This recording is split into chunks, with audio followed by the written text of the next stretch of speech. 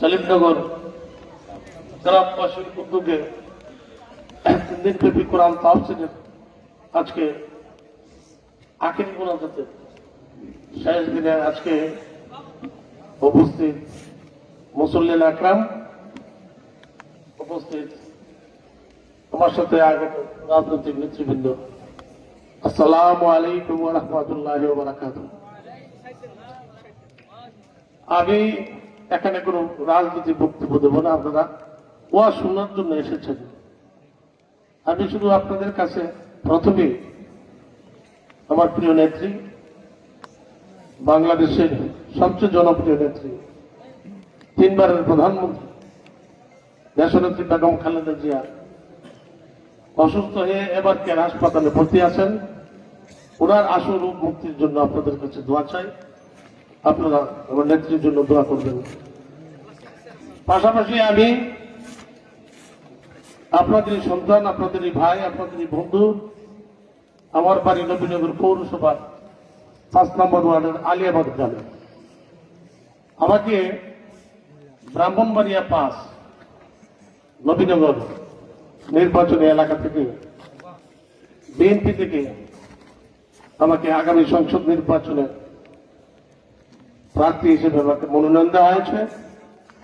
যেহেতু আপনারা আমাদের ভাই, আপনাদের আমার বন্ধু, আপনারা আমার অভিভাবক, এটি আমি আপনাদের কাছে দোয়া চাওয়ার জন্য এসেছি। আপনারা আমার জন্য দোয়া করবেন। আমি আপনাদেরকে অনেকেরই চিনি, আমাকে আপনারা চিনেন। দীর্ঘদিন যাবৎ আপনাদের সাথে আমার উঠা বসা।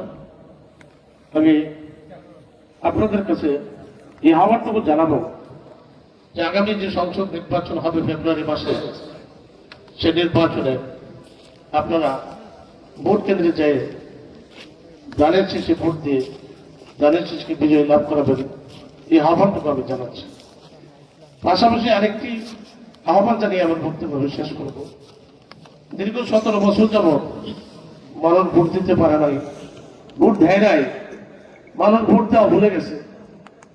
কাজেই আপনারা যারা উপস্থিত আছেন তাদের কাছে আমার তো আহ্বান থাকবে। এই পাশাপাশি পর্দার আড়ালে বাড়িতে আমার মা বোনরা আছেন, তাদেরকেও বলবেন তারা যেন নির্বাচন কেন্দ্রে ওই দিন যে তাদের ভোটটা আমানত, ভোট তুলেও আমানত, তারা যেন ভোটটা দেয়, এই আহ্বান জানাচ্ছি।